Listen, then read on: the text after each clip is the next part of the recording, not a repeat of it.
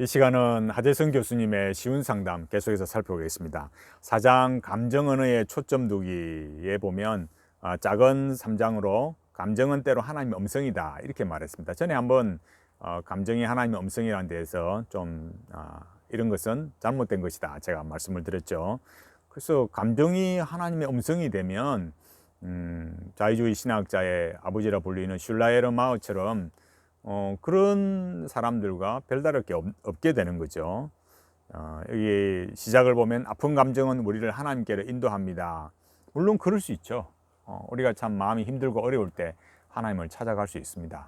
그러나 그렇다고 해서 이렇게 표현을 할 때 감정이 때로 하나님의 음성이다 이렇게 할 수는 없는 거죠. 뭐 앞에 내용은 제가 놔두고라도 뒷부분에 보면 이렇게 해놨어요. 아픈 감정이 하나님 안에서 나를 더욱 성장하도록 기회를 만들어 줍니다. 그것은 하나님 안에서 자기 자신의 가치를 견고하게 하는 기회가 됩니다. 이렇게 말했어요. 하지만 자동적으로 모든 사람의 부정적인 감정이 하나님께로 이끌리지는 않습니다. 그 다음에 십자가 위의 한 강도는 죽음의 고통 가운데 예수님을 모욕하고 저주하였습니다. 나발이라는 부자는 도움을 요청하는 다윗에게 화를 내면서 도움을 거절하였습니다. 자신의 탐욕으로 분노하고 요청을 완고하게 거절하다가 결국 비극적인 결말을 맞게 됩니다. 이렇게 말했습니다. 여러분, 이렇게 되면 어떻게 될까요? 여러분, 십자가 위의 한 강도가 그 감정의 문제였습니까? 자기 감정 때문에 어떤 그런 결과가 나왔습니까?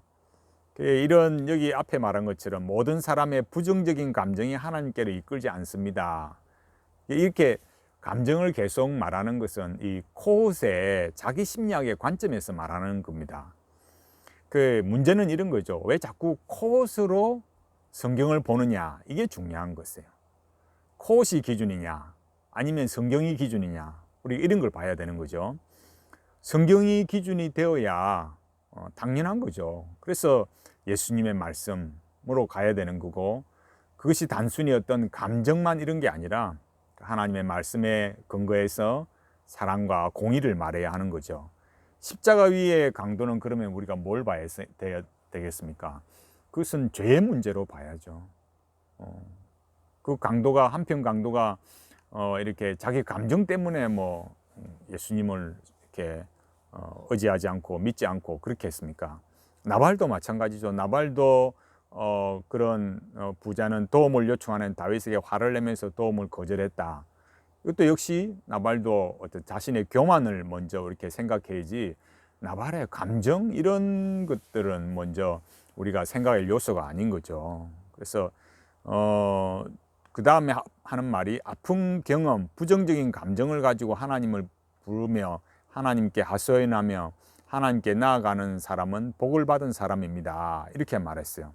그래서 아픈 경험, 아픈 이렇게 부정적인 감정을 가지고 하나님을 부른다. 우리가 하나님을 부르는 거는 우리가 물론 뭐 앞서 말했듯이 우리가 인생에 힘든 게 있고 어려운 것이 있어서 그렇게 할 수도 있지만 근본적으로 우리가 하나님을 찾는다는 것은 그 아픈 경험과 부정적인 감정이라는 것은 그 안에 내용을 가지고 있는 거거든요.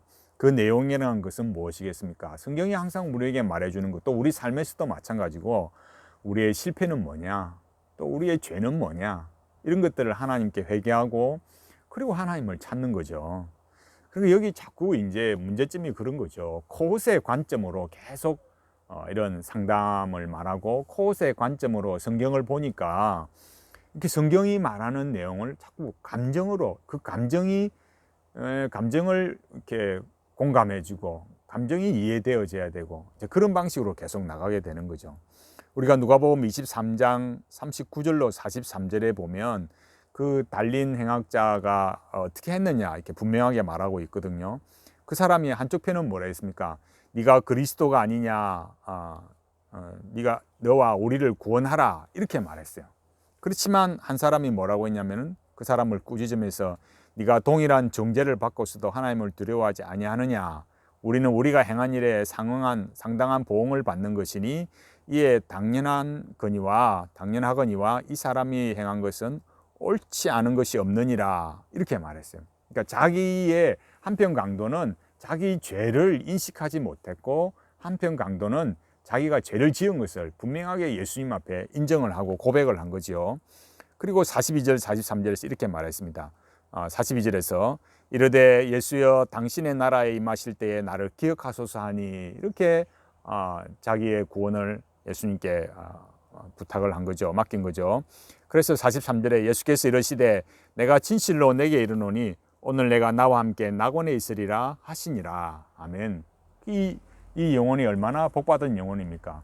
우리가 이런 것들을 우리가 생각할 때 정말 우리에게 중요한 것은 정말 우리의 실패와 죄를 회개하고 하나님을 찾고 예수 그리스도께 나아가는 것이지, 감정에 이런 중심을 두고 해서는 안 된다라는 거예요. 그러니까 코옷의 심리학을 계속 이런 근간이 되어서 코옷의 심리학으로 이렇게 말을 하게 되니까 결국 성경이 보는 근본적인 관점을 놓치게 되는 것이죠. 우리가 뭐 다 힘들고 어렵고 참 인생의 삶에서 얼마나 참 부끄러운 것이 많습니까? 그때일수록 우리가 하나님을 찾고 또 세상 끝까지 참 하나님 앞에 믿음으로 살기 위해서 하나님께 매달리고 참 주님을 찾고 하나님의 은혜를 구하면서 사는 것 외에 우리가 뭐 다른 게 있겠습니까? 그러나 이렇게 심리학적 관점으로 자꾸 감정을 이렇게 공감받아야 되고 그 어머니의 어떤 그런 사랑을 이렇게 어머니의 품을 회복해야 되는 그런 걸로 계속 가게 되면 성경 본래의 관점을 놓치게 된다는 것입니다. 다음에 또 계속해서 쉬운 상담 살펴보도록 하겠습니다.